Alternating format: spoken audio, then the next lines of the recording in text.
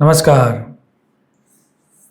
शिव क्या है वह समझाते हुए आदि शंकराचार्य जी ने लिखा है, शिव वो तत्व है जो शुद्ध है और पवित्र है। उनके खुद के शब्द देखें तो निस्त्रे गुण्यतया शुद्धत्वात् शिवः, जिसमें सत्व, रजस और तमस इन तीन गुणों की अशुद्धि नहीं होती, वह शिव है।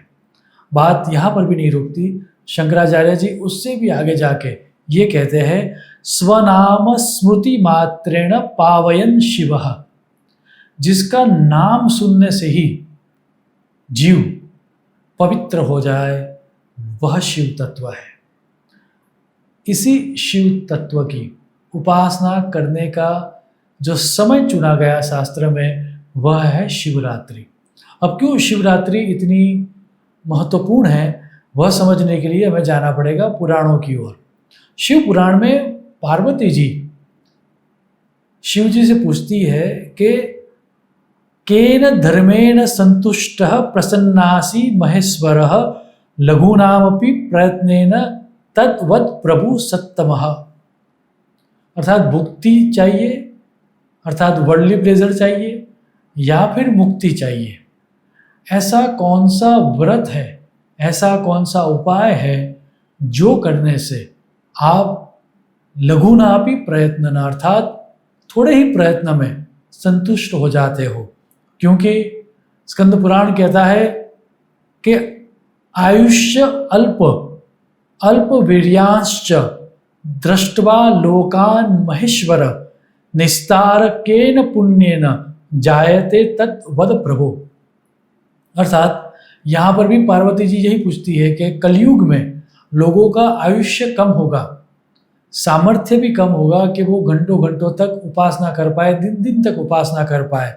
तो किस तरह से आपकी उपासना करने से वह लोग पुण्य भी प्राप्त कर पाए और भुक्ति अर्थात वर्ल्डली प्लेजर और मुक्ति प्राप्त कर पाए। उसके जवाब में स्वयं शिव जी ने ये कहा था कि शिवरात्रि व्रतम नाम सर्व पाप प्रणाशनम।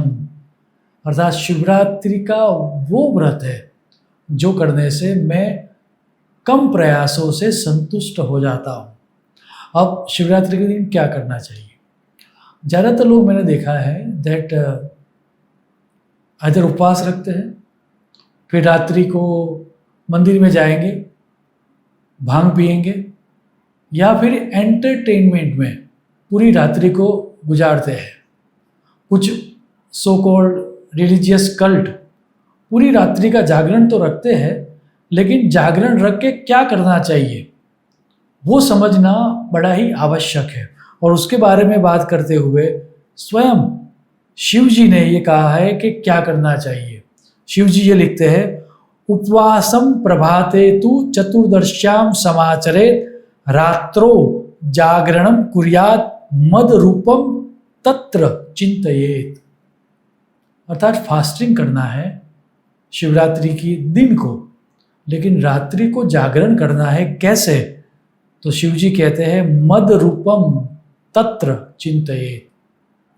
अर्थात मेरे रूप का स्मरण करते करते, मंत्र जाप करते हुए, या फिर उनके स्वरूप के ऊपर ध्यान करते हुए। यदि इस तरह से हम शिवरात्रि का उपवास करेंगे या शिवरात्रि को यूज़ करेंगे, तो शास्त्र स्पष्ट कहता है कि हमें भुक्ति भी मिल सकती है और हमें मुक्ति भी मिल सकती है। शुभम भवतु। प्रणाम।